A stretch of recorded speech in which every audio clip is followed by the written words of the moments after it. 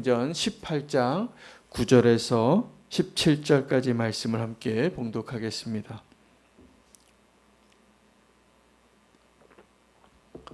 밤에 주께서 환상 가운데 바울에게 말씀하시되 두려워하지 말며 침묵하지 말고 말하라.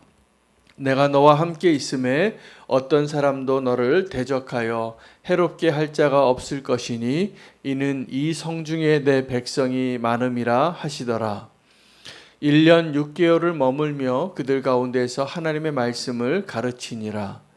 갈리오가 아가야 총독되었을 때에 유대인이 일제히 일어나 바울을 대적하여 법정으로 데리고 가서 말하되 이 사람이 율법을 어기면서 하나님을 경외하라고 사람들을 권한다 하거늘 바울이 입을 열고자 할 때에 갈리오가 유대인들에게 이르되 너희 유대인들아 만일 이것이 무슨 부정한 일이나 불량한 행동이었으면 내가 너희 말을 들어주는 것이 옳거니와 만일 문제가 언어와 명칭과 너희 법에 관한 것이면 너희가 스스로 처리하라. 나는 이러한 일에 재판장 되기를 원하지 아니하노라 하고 그들을 법정에서 쫓아내니 모든 사람이 회당장 소스데네를 잡아 법정 앞에서 때리되 갈리오가 이를 상관하지 아니하니라. 아멘. 하나님의 말씀입니다. 오늘 본문까지의 내용을 통하여서 바울이 고린도에서의 사역을 마무리하게 되고 이제 이후에 안디옥으로 돌아가는 여정을 시작하게 됩니다. 그런데 짧게 표현이 되어져 있지만 이 고린도에서의 바울에서의 사역은 꽤 오랜 시간을 지나게 됩니다. 다른 지역에서는 바울이 짧게는 3주 정도 말씀을 전하고도 데살로니가 교회가 세워진 것과 비교해 본다면 바울의 부르심과 그의 사역의 스타일을 봤을 때 이 고린도에서의 사역의 기간은 꽤 오랜 시간이 소요된 것으로 우리가 비교해서 알 수 있습니다. 그 의미가 있습니다. 그는 이 고린도에서의 사역을 충분히 마치고 다른 지역으로 넘어가려고 하였을 텐데 하나님께서 이번 이 전도 여행의 핵심은 이 고린도에 있었던 것입니다. 그래서 바울이 고린도에서 사역을 할 때 굉장히 어려움도 있었지만 하나님이 주시는 위로도 있었고 또 하나님이 그를 함께 하시면서 그들을 주님께로 돌아오게 하는 일을 바울에게 맡기고 기대하였다는 것을 오늘 이 주님의 음성에서 들을 수 있습니다. 9절 10절 말씀에 보면 밤에 주께서 환상 가운데 바울에게 말씀하시되 두려워하지 말며 침묵하지 말고 말하라. 내가 너와 함께 있으며 어떤 사람도 너를 대적하여 해롭게 할 자가 없을 것이니 이는 이 성중에 내 백성이 많음이라 하시더라. 고린도에서 바울의 사역은 어떠했냐 하면 고린도에서 유대인들에게 회당에서 전할 때 다 그들이 사실은 바울의 메시지에 환영하지 않았습니다. 바로 이전에 아덴에서보다 더 반대했습니다. 유대인들이. 그래서 바울이 어떠한 행위를 하냐 하면 마치 예수님께서 12제자와 70인의 제자를 파송하면서 2명씩 너희가 복음을 전하되 평안의 사람을 만나지 못하면 그 도시와 그 마을과 그 집에서 너희 발에 먼지를 털어라. 그리고 그것이 그들에게 또 너희에게 메시지가 되어서 다른 곳으로 또 가라. 이렇게 말씀해 주신 것처럼 이 고린도에서의 이 바울의 사역은 실패였고 낙심이었고 그곳에 더 있을 이유가 없었습니다. 유대인들이 그것을 반대했기 때문에. 그런데 열매가 다른 곳에서 맺혀지는 것이죠. 그래서 회당장 옆에 집에 있는 사람 이방인이 주님을 영접하게 되고 그리고 그 회당장이 소스데네가 나중에 주님께로 돌아온 일이 있었을 정도입니다. 그렇게 실패하고 이제 다른 곳으로 가고 싶었을 텐데 이곳에서는 충분하다고 말했을 텐데 하나님의 마음은 그렇지 않습니다. 그래서 이 성에 아직 내 백성이 많으니 두려워하지 말고 내가 너와 함께 하리니 누구도 너를 해치지 못할 테니까 끝까지 이곳에서 복음을 전하라. 그렇게 주의 음성을 듣고 바울이 순종합니다. 1년 6개월 동안 그는 끝까지 믿음으로 그 땅에서, 그 고린도 성에서 복음을 전하고 기다렸던 것이죠. 마치 예루살렘 성에서 핍박이 시작이 되었을 때, 또 예루살렘 성에서 첫 번째 성령의 강림이 시작이 되었을 때, 하나님은 그들에게 두려워 떠는 제자들에게 내가 너에게 약속한 것을 기다리라. 그래서 그 사도들은 끝까지 기다립니다. 핍박이 있어서 다 도망칠 때에도, 흩어질 때에도. 이 바울이 그러한 심정으로 그 고린도에서의 사역을 감당했다는 것을 알게 되고, 또 이 오늘 그 고린도에서의 사역의 두 번째 내용에 해당되어지는 본문은 갈리오라는 총독이 이 바울을 신문하게 될 때에 유대 사람들이 이 바울을 고소하고 그를 재판에서 그에게 정말 죽이기까지 하는 그런 판결을 내려주기를 원했는데, 이 갈리오 총독은 이 재판을 외면합니다. 이건 너희 종교 안에서 언어와 간습에 관한 문제이니 너희가 알아서 해결하라.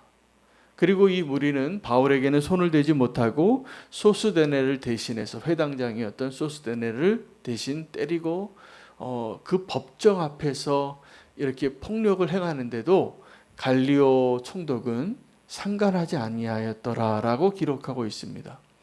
오늘 이 고린도에서의 바울의 사역을 통하여서 우리는 두 가지 사람의 관심을 발견할 수 있습니다. 첫째는 창조자의 관심이고, 이 세상의 창조자의 관심과 이 세상의 주권자의 관심이 얼마나 다른가를 우리가 비교할 수 있습니다. 사실은 이 세상의 주권자로 하나님이, 또 로마 제국이 이 지역의 통치자로 총독을 세운 겁니다. 대리자이죠. 이 가이사의 대리자로 있는 이 총독이, 그에게는 관심사가 정말 자기가 지도자로서의 그 통치하는 것에 관심이 있기보다는 그냥 이 현상이 잘 유지가 되어지고 폭동이 일어나지 않고 이 문제가 해결되기만을 바라는 아주 비겁한 모습이죠. 바울에 대해서도 그 재판이 아마 이루어졌다면 유대인들이 원하는 쪽으로 결론이 날 수도 있었을 것이고, 아니면 바울의 그 결백이 증명이 될 수도 있었을 것입니다. 아마 그가 정말 정당한 재판을 하는 자였다면 바울의 결백이 드러났을 수도 있었을 텐데, 그거에 대해서는 관심이 없습니다. 너희가 알아서 하라. 예수님이 돌아가실 때도 비슷했잖아요. 그래서 이 빌라도와 헤롯이 서로 친구가 됩니다. 그 공의로운 세상의 그 기준으로도 합당하지 않은 그러한 결론을 내리게 돼서 예수님은 십자가에 못 박혀 죽게 되시고, 하나님의 공의로 다시 하나님이 그를 부활시켜 주셔서 이제 이 땅에 복음이 전해지게 되어지는 일이 시작이 되어진 것이죠.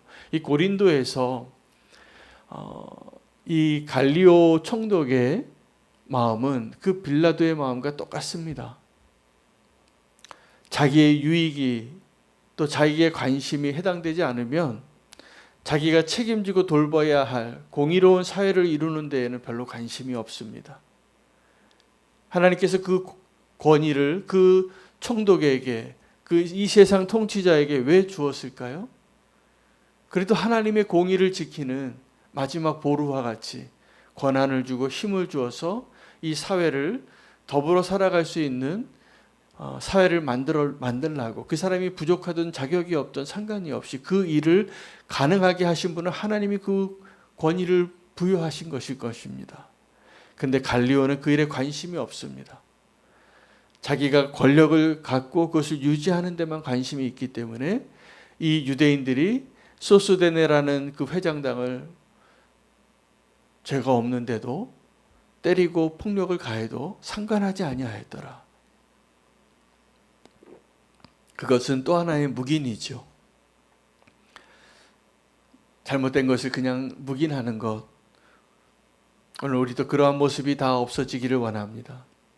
그런데 이 세상의 창조자이신 하나님은 바울에게 환상 중에 나타나서 그가 이제 이곳에서 사역을 별로 의미가 없어서 떠나고자 할 때 떠나지 말고 이 성에 더 머물라. 두려워하지 말고 말하라. 이 성 중에 내 백성이 많으니라. 내가 너와 함께 하리라. 그 말을 듣고 그 하나님의 마음을 받고 바울은 순종합니다. 그 하나님의 마음이 무엇일까요? 자기를 지금 대적하는 사람들, 또 회심하여 돌아오지 않음에도 불구하고 하나님의 마음으로 이 성 안에 잃어버린 영혼들을 주님께로 돌아오게 하려는 그 마음을 갖고 사역하는 자가 바울이었다는 사실입니다. 교회는, 그리고 저와 여러분이 성도로서 이 땅에서 살아갈 때 어떤 마음으로 살아야 되냐 하면 하나님 아버지의 마음으로 살아야 합니다. 어제 저는 우리 교회 성도님 가운데 한 분이 서울역 쪽방촌 사역을 아주 열심히 잘 감당하고 있는 한 자매예요. 이 자매가 특별히 한 그 쪽방촌 할아버지를 사랑으로 돌보고 있는데 이 더위가 너무 심하니까 그 할아버지 잘 살고 있는지 걱정이 된대요. 근데 자기 일정에 이번 다음 달에는 갈 수가 없으니 자기가 혼자 가서 그 할아버지 좀 돌보고 다시 한번 방문하는 것이 어떠냐고 저한테 의견을 묻는 거예요. 얼마나 귀해요. 근데 제가 혼자는 가지 마라. 그래서 그렇게 누구 같이 갈 사람이 있으면 가시라. 이렇게 대답을 드렸어요. 제가 같이 가고 싶은데 그날 또 제가 약속이 있더라고요. 참 너무나 귀한 것이죠. 제가 그 마음을 보면서 하나님의 마음이 그러겠구나. 하나님 아버지의 마음이 그러겠구나. 여러분, 우리가 이 땅에 성도로 살면서 어떤 마음으로 살고 있습니까? 이 세상의 통치자의 관심으로 영혼을 바라보고 있습니까? 아니면 이 세상을 창조하신 그 아버지의 관심으로 바라보고 있습니까? 우리가 새생명 축제를 이제 이번 주부터 시작하는데 우리가 그 아버지의 마음이 없이는 절대로 전도가 되지 않을 겁니다. 우리가 그 아버지의 마음이 없이는 결코 그 발걸음이 주님께로 인도되어지는 것이 가능하지 않을 것입니다. 바울의 진짜 본심은 유대인들에게 있었어요. 자기의 동족이 아버지께로 돌아오는 것, 회개하고 돌아오는 것, 그것을 원했습니다. 로마서를 봐도 그가 그렇게 고백해요. 그러나 하나님께서는 그가 자기 동족에게는 이렇게 거절당하고 고린도에서의 사역에서처럼 이방인으로 향하게 하십니다. 그리고 그들을 향한 아버지의 마음으로 그들을 대하고 주님께로 돌아오는 일 가운데 사용하는 특별한 그릇이 되게 하는 것입니다. 여러분, 우리에게 그 아버지의 마음, 창조자의 마음이 다시 회복되어지기를 축복합니다. 그리고 우리가 누구를 위하여 무엇을 해야 할지를 아버지의 마음으로 다가갈 수 있는 그 한 사람이 하나님의 소망입니다. 하나님께서 이 바울이라는 사람을, 한 사람을 택하여서 그 하나님을 위하여 열심히 있던 그 사람, 자기가 그 확신으로 예수 믿는 사람 다 죽이고 옥에 넣으려고 살았던, 열심히 있었던 그 청년, 그가 스데반 죽을 때 오늘 이 갈리오 총독이 했던 것과 똑같은 행동을 했거든요. 외면했어요. 이 죄 없는 한 사람이, 스데반이라는 사람이 명설교를 하고 천사와 같은 얼굴로 죽어갈 때 마땅하다, 그는 죽어도, 이렇게 생각했던 사람이에요. 그들을 충동해서 이 스데반을 돌로 치라라고 말했을 사람이었거나 아니면 그의 죽음을 당연하게 여기고 외면한 것이죠. 여러분, 우리는 그 강도 만난 사람을 외면하면 안 됩니다. 그것이 주님 우리에게 주시는 마음이기를 축복합니다. 오늘 두려워하지 말고 말하라. 이 고린도에서의 사역이 아름다운 이유는 그가 두렵고 떨리고 또 의미를 찾을 수 없는 그 시대에 하나님께서 바울에게 뭘 보여주셨냐면 아버지의 마음을 보여주신 거예요. 이 성 중에 내 백성이 많다. 여러분, 우리는 교회가 이 위례에서 하나님의 그 마음을 품어야 됩니다. 저는 이 위례에 별로 이 갈급함이 없어 보여요. 그래서 정말 왜 우리는 교회를 이 위례에 세우셨을까? 그런데 이렇게 교회가 세워져 가면서 이곳에서 하나님 우리의 사명을 감당하게 하시는 것이 너무나 감사하더라고요. 우리 작은 자 사역이요, 우리는 교회의 축복입니다. 이것이 우리가 이곳에 교회로 있는 이유일 것입니다.